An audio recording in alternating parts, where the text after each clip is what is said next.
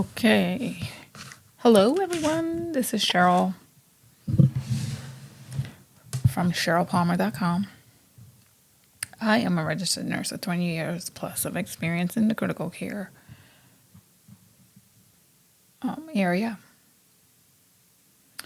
Today, I'm doing a brief podcast about blood transfusions or blood product transfusions.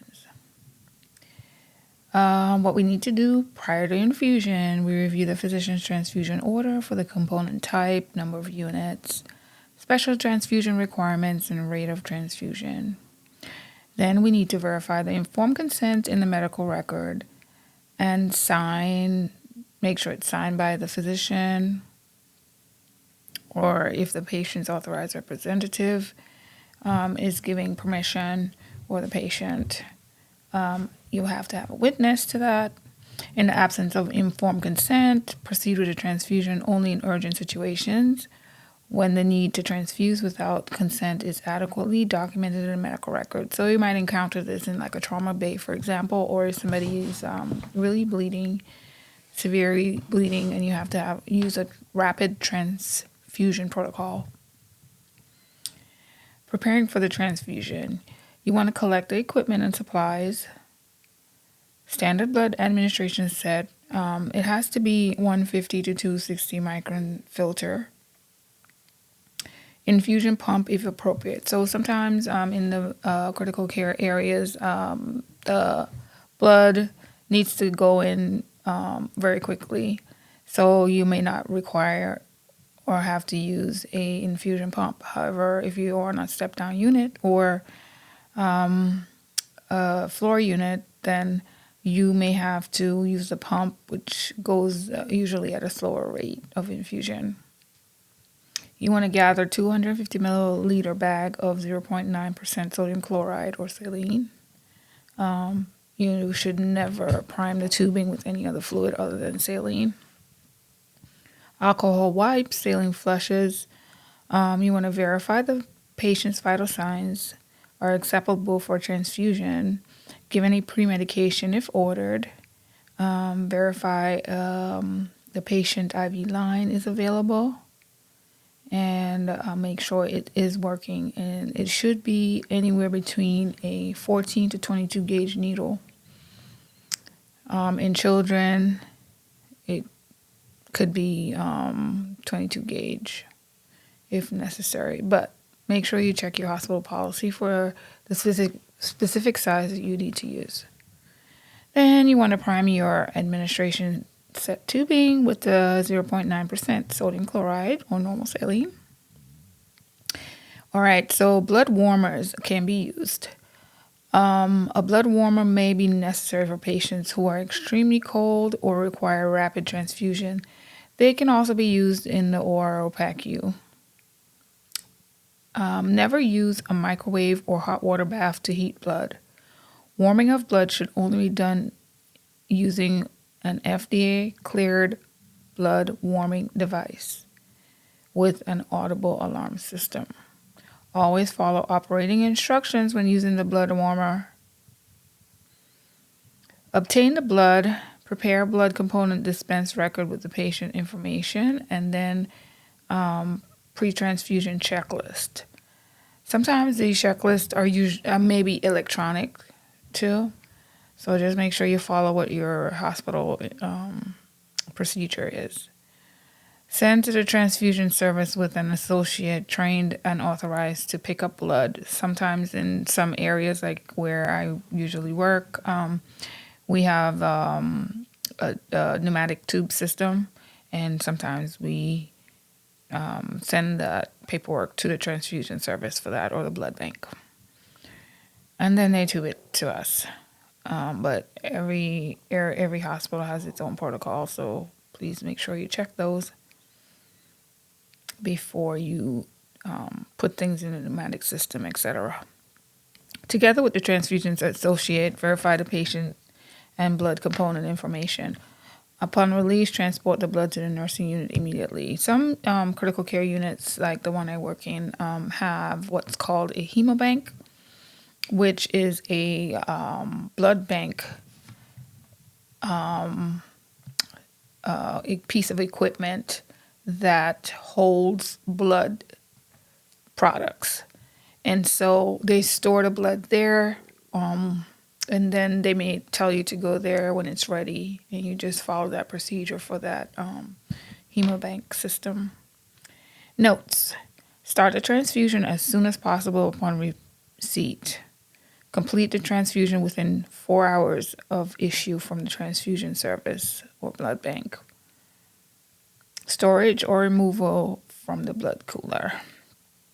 Never place blood in a nursing unit refrigerator. Return all unused blood to the transfusion service. Next, bedside verification. With a second licensed individual, you should confirm the written physician's order and completed transfusion consents are in the chart. Verbally review the blood attached label and transfusion record to verify the patient's name and medical record number. Use the patient's hospital armband and ask an alert patient to state their name and date of birth.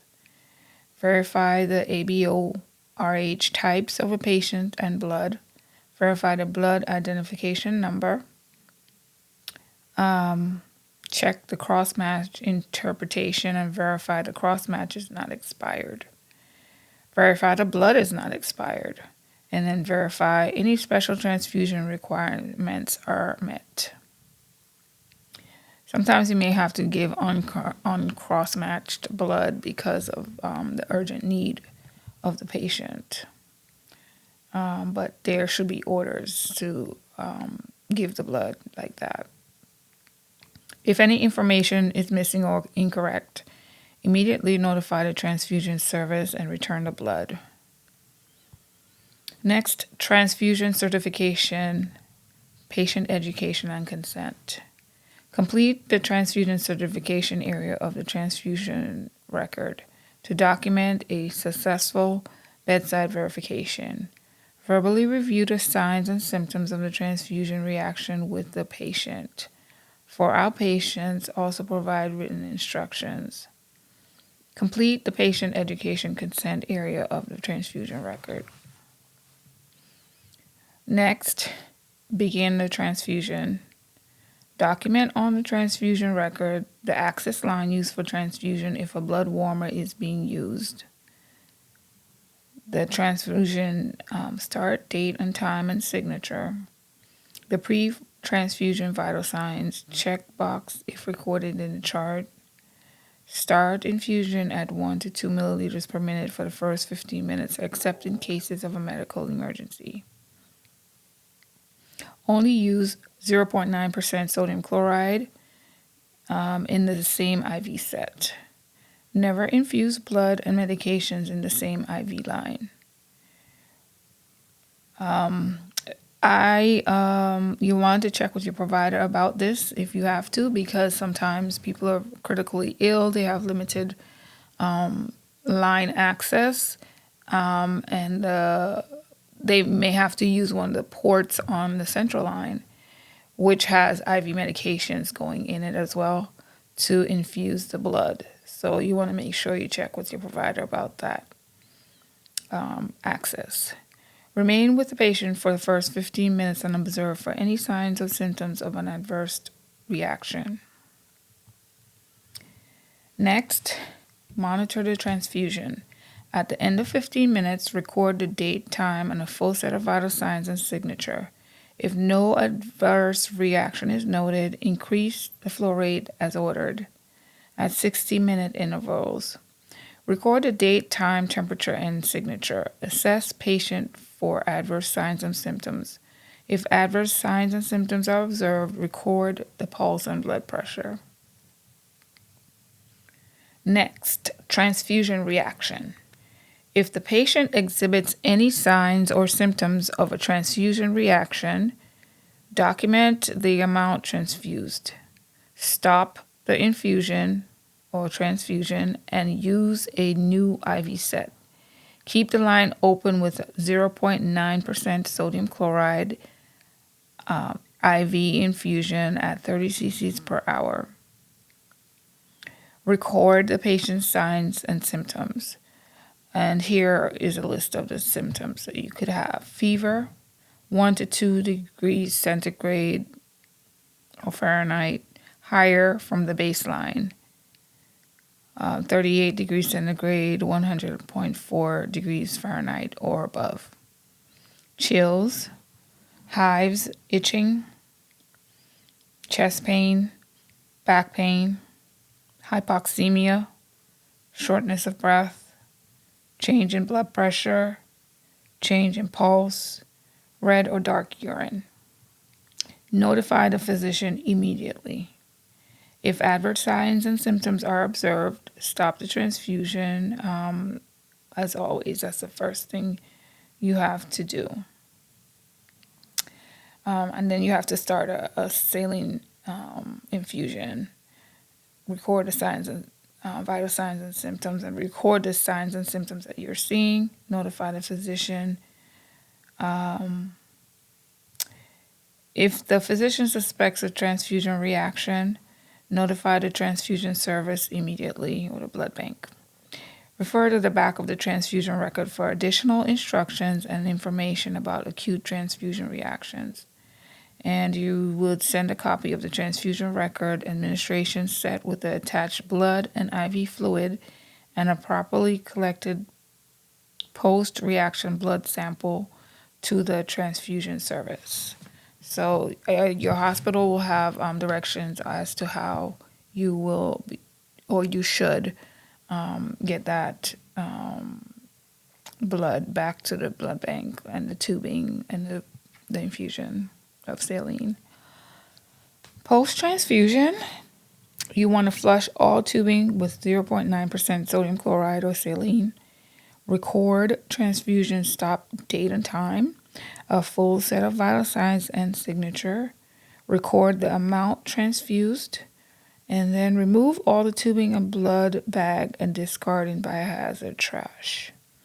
Verify all areas on the transfusion record are complete and place in the patient's chart. Of course, this is electronic. You would need to finish whatever the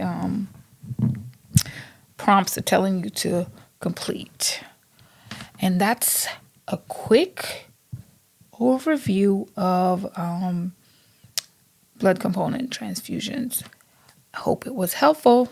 See you next time. Bye.